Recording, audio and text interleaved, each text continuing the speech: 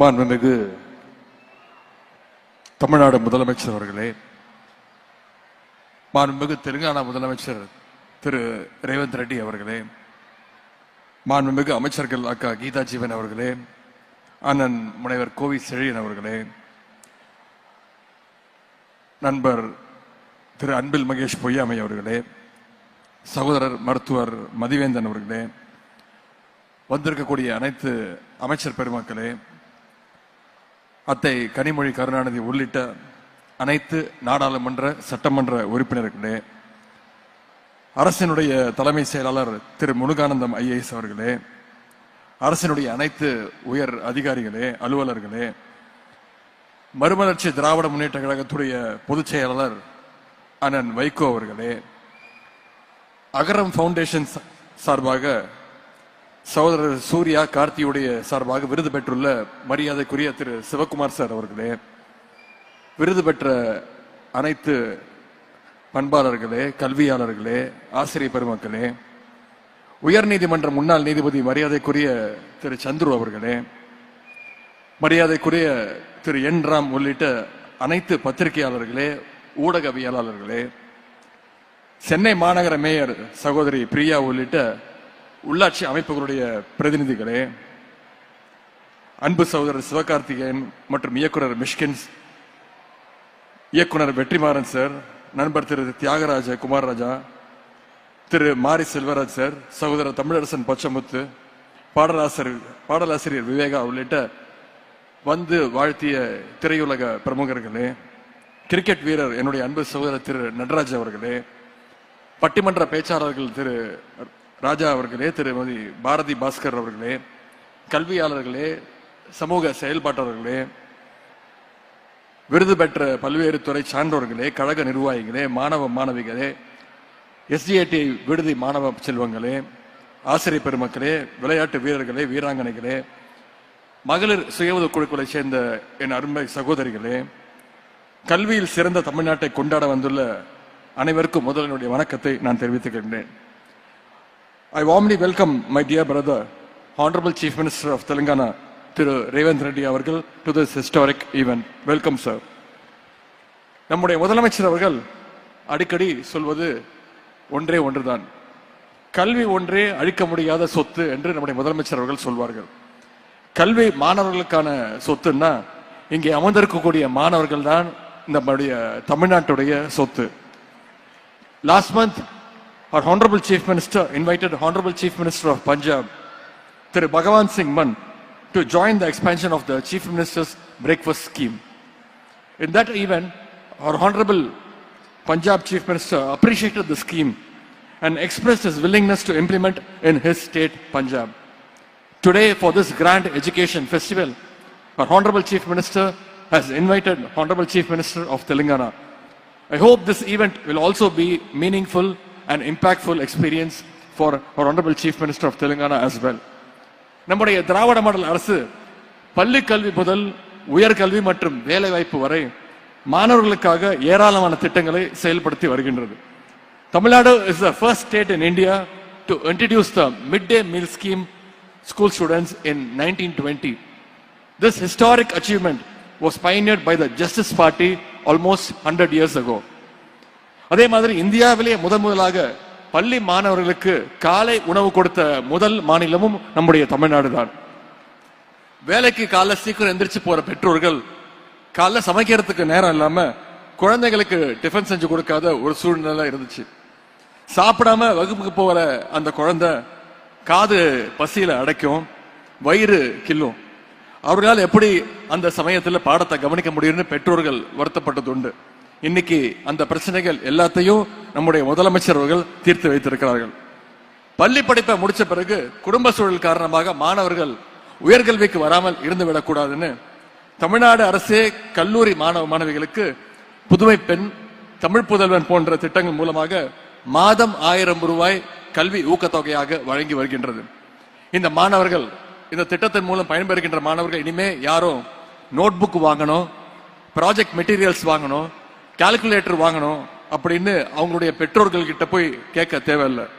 இது மாதிரியான பொருட்களை எல்லாம் நம்முடைய முதலமைச்சர் கொடுக்கக்கூடிய அந்த 1000 ரூபாயிலே தாராளமா வாங்கிக்கலாம். இந்த திட்டங்கள் வந்த பிறகு பள்ளி படிப்பு முடித்துவிட்டு உயர்கல்வி செல்லுகின்ற வாய்ப்பு இருந்தும் பொருளாதார சூழல் காரணமாக உயர்கல்வியை தொடர இயலாத கிட்டத்தட்ட 15,000 மாணவர்கள் இன்னைக்கு உயர்கல்வியில இந்த திட்டத்தின் மூலம் சேர்ந்திருக்கிறாங்க. அது மட்டும் இல்ல, மாணவர்களை வேலை வாய்ப்புக்கு தயார்படுத்துகின்ற வகையில நான் முதல்வன் திட்டம் செயல்படுத்தப்பட்டுள்ளது. படிப்புடன் வேலைகளுக்கான அந்த ஸ்கில்ஸையும் நான் முதல்வன் திட்டம் வழங்கி கொண்டு வருகின்றது. குறிப்பா வேலை தேடுகின்ற நிலையை தாண்டி மற்றவர்களுக்கும் வேலை கொடுக்கலாம் என்கிற கான்பிடன்ஸை நம்முடைய நான் முதல்வன் திட்டம் தொடர்ந்து வழங்கி வருகின்றது. கல்விக்கு மட்டுமின்றி இன்னைக்கு உடல் கல்விக்கும் விளையாட்டுக்கும் நம்முடைய அரசு, நம்முடைய முதலமைச்சர் அவர்கள் முக்கியத்துவம் கொடுத்து வருகின்றாங்க. இந்த நிகழ்ச்சியுடைய பெயரே கல்வியில் சிறந்த தமிழ்நாடு. கல்விக்கு மட்டும் முக்கியத்துவம் கொடுக்காம எங்களுடைய விளையாட்டு வீரர்களுக்கும் இந்த மேடையில் இடம் கொடுத்த முதலமைச்சருக்கு இந்த நேரத்தில் விளையாட்டு வீரர்களின் சார்பாக என்னுடைய நன்றியை தெரிவித்துக் கொள்கின்றேன். எப்படி பள்ளி கல்வி முக்கியமோ, எப்படி மேற்கல்வி முக்கியமோ, உயர்கல்வி முக்கியமோ, அதே மாதிரி உடற்கல்வியும் முக்கியம்னு இந்த நிகழ்ச்சியின் மூலமாக நம்முடைய முதலமைச்சர் அவர்கள் தெரிய வச்சிருக்கிறாங்க. Our Chief Minister believes that financial constraints should not be a barrier for our athletes. Therefore, he launched the Tamil Nadu Champions Foundation in 2023. It's the first of its kind initiative in India. Our Honorable Chief Minister has personally contributed 5 lakh rupees as the very first supporter to the Tamil Nadu Champions Foundation, and I'm proud to say he was the first contributor for this foundation. Tamil Nadu Champions Foundation மூலமாக இன்றைக்கு ஆயிரக்கணக்கான வீரர்களுக்கு சுமார் 25 கோடி ரூபாய் மதிப்பிலான நிதி உதவியையும் விளையாட்டு உபகரணங்களையும் வழங்கியிருக்கின்றோம். To encourage our youth in sports, our Honorable Chief Minister provided jobs for more than 100 athletes last year in government and public sector through the 3% reservation for sportsperson. We are also giving equal importance to para athletes. We have already established 6 para arenas across the state and 5 more will be set up soon.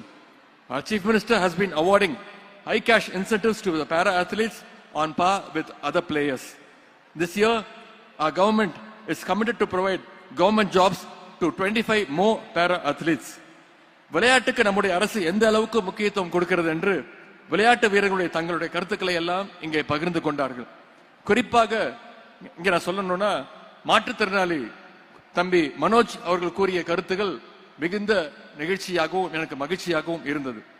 தம்பி மனோஜ் ஒரு சாதாரண குடும்பத்தில் பிறந்து டான்சியில ஒரு contract ஒர்க்கராக வேலை செய்து கொண்டிருந்தார். அவருடைய திறமையை கண்டுபிடித்து சில ஆண்டுகளுக்கு முன்புதான் தமிழ்நாடு சாம்பியன்ஸ் பவுண்டேஷன் மூலமாக நிதி உதவி அளித்தோம். முதலமைச்சருடைய உத்தரவுக்காக அவர் வெளிநாடுகளில் நடந்த பல்வேறு போட்டிகளில் வெற்றி பெற்று பதக்கங்களோடு நம்முடைய தமிழ்நாட்டுக்கும் இந்தியாவுக்கும் பெருமை சேர்த்து கொண்டே இருந்தார். அது மட்டுமல்ல, அவருக்கு 3% இடஒதுக்கீட்டின் கீழே அரசு வேலையும் நம்முடைய முதலமைச்சர் அவர்கள் வழங்கினார்கள். தம்பி மனோஜுக்கு அவர் சொன்னது போல சென்ற ஆண்டு திருமணமானது. தன்னுடைய திருமணத்திற்கு என்னை அழைத்திருந்தார். நானும் மதுரைக்கு சென்று அவருடைய திருமண விழாவிலே என்னுடைய குடும்ப விழாவை போல மகிழ்ச்சியோடு கலந்து கொண்டேன். இங்க எல்லாத்தையும் சொன்னார், ஒன்னே ஒண்ணு மட்டும் விட்டுட்டார். விரைவில் திரு மனோஜ் அவர்கள் ஒரு தந்தையாக போகிறார் என்ற அந்த செய்தியும் இங்கே கூறிக்கொள்ள விரும்புகின்றேன். நேற்றைக்கு 2 நாட்களாக விருதுநகர், மதுரையில் பல்வேறு அரசு நிகழ்ச்சிகள், கட்சி நிகழ்ச்சி எல்லாம் கலந்து கொண்டு நேற்று நள்ளிரவு மதுரையிலிருந்து விமானம் மூலமாக சென்னைக்கு திரும்பி வந்து கொண்டிருந்தேன். அப்பொழுதுதான் நான் கவனிச்சேன், என்னை விட 2 சீட்டு தள்ளி தான் தம்பி மனோஜ் அவர்களும் உட்கார்ந்து இருந்தார். அப்ப கேட்டா, எங்க சென்னைக்கா அப்படின்னு. ஆமா, நானும் சென்னைக்கு தான் வரேன். நாளைக்கு நேரு ஸ்டேடியத்தில் நடக்க போற அந்த நிகழ்ச்சியில நானும் கலந்துக்க போறேன், பேச போறேன் அப்படின்னு சொன்னார். எனக்கு அவ்வளவு மகிழ்ச்சியாக இருந்தது. திறமை இருந்தால் போதும். திறமையாளர்களுடைய வாழ்க்கையை மாற்றிக்காட்ட நம்முடைய அரசு எப்பொழுதும் தயாராக இருக்கிறது என்பதற்கு தம்பி மனோஜ் ஒரு சிறந்த எடுத்துக்காட்டு. இந்த விழாவுக்கு நிறைய ஆசிரியர்கள் வந்திருக்கிறீங்க, ஸ்டூடெண்ட்ஸும் வந்திருக்கிறீங்க. நான் அடிக்கடி ஆசிரியர்களிட்ட வைக்கக்கூடிய ஒரே கோரிக்கை இது மட்டும்தான். மேக்ஸ் டீச்சர்ஸ், சயின்ஸ் டீச்சர்ஸ் எங்களுடைய பிடி பீரியடை கடன் வாங்கி பாடம் நடத்துவதை அறவே தவிர்த்திட வேண்டும் என்று ஒரு விளையாட்டுத்துறை அமைச்சராக, விளையாட்டு வீரர்கள் சார்பாக, ஸ்டூடெண்ட் சார்பாக மீண்டும் என்னுடைய கோரிக்கையை நான் வைக்கின்றேன். இந்த நேரத்தில் ஒன்னே மட்டும் நான் சொல்லி நிறைவு செய்ய விரும்புகின்றேன். பேரறிஞர் அண்ணா அவர்கள் ஒரு முறை சொன்னார்கள். அண்ணா சொன்ன வார்த்தை, நான் முதலமைச்சரான பிறகு 3 காரியங்களை தமிழ்நாட்டுக்காக, தமிழ் மக்களுக்காக செஞ்சிருக்கிறேன். தமிழ்நாட்டுக்கு தமிழ்நாடுன்னு பெயர் சூட்டி இருக்கிறேன். தமிழ்நாட்டில் ஹிந்திக்கு இடம் இல்ல, இருமொழி கொள்கை மட்டும்தான் அப்படின்னு சட்டம் ஏற்றிருக்கிறேன். சுயமரியாதை திருமணத்திற்கு சட்ட அங்கீகாரத்தை வழங்கியிருக்கிறேன். இந்த 3 விஷயத்தை நான் தமிழ்நாட்டுக்காக செஞ்சிருக்கிறேன். எனக்கு பிறகு ஆட்சிக்கு வரக்கூடியவர்கள் இந்த 3ஐயும் மாற்ற நினைத்தால் அவருடைய மனசுல ஒரு பயம் வரும், ஒரு அச்சம் வரும். அந்த அச்சம் வரும் போதெல்லாம் இதையெல்லாம் மாற்றிவிட்டால் மக்கள் நம்ம என்ன செய்வார்கள் என்கிற அந்த பயம் வரும். அந்த அச்சம் எதிரிகளை எவ்வளவு நாளைக்கு ஆட்டுகிறதோ அது வரைக்கும் தமிழ்நாட்டுடைய முதலமைச்சர் இந்த அண்ணாதுரை தான் என்று பேரறிஞர் அண்ணா அவர்கள் சொன்னார்கள். அதையே நான் இப்பொழுது கொஞ்சம் மாற்றி சொல்ல விரும்புகின்றேன். காலை உணவு திட்டம், புதுமை பெண் திட்டம், தமிழ் புதல்வன் திட்டம், நான் முதல்வன் போன்ற திட்டங்களை எல்லாம் நம்முடைய முதலமைச்சர் அவர்கள், நம்முடைய திராவிட மாடல் அரசு இன்னைக்கு வழங்கியிருக்கின்றது. இந்த திட்டங்களை எல்லாம் யாராவது ஒரு நாள் என்னைக்காவது மாற்றி விடலாம் என்று யாராவது நினைத்தால் கூட அவங்களுடைய மனசுலயும் நிச்சயம் ஒரு பயம் வரும். அந்த பயம் இருக்கிற வரைக்கும் இந்த தமிழ்நாட்டை ஆளுகின்ற போறவர் நம்முடைய முதலமைச்சர் திரு முத்துவேல் கருணாநிதி ஸ்டாலின் தான் என்றுதான் பொருள். இன்றைக்கு தமிழ் புதல்வன், புதுமை பெண் திட்டங்கள் மூலம் இந்த கல்வி ஆண்டிற்கான ஊக்கத்தொகை பெற்றுள்ள அத்தனை மாணவ செல்வங்களுக்கும் என்னுடைய வாழ்த்துக்களை நான் தெரிவித்துக் கொள்கின்றேன். இங்க இருக்கக்கூடிய மாணவர்கள் கல்வியில் சிறந்த தமிழ்நாட்டை இன்னும் பல உயரங்களுக்கு எடுத்து சென்று நம்முடைய மாநிலத்துடைய பெருமையும் இந்திய ஒன்றியத்துடைய பெருமையும் உலகிற்கு பறைசாற்றுவோம் என்று கூறிக்கொண்டு இந்த வாய்ப்புக்கு நன்றி கூறி விடைபெறுகின்றேன். நன்றி, வணக்கம்.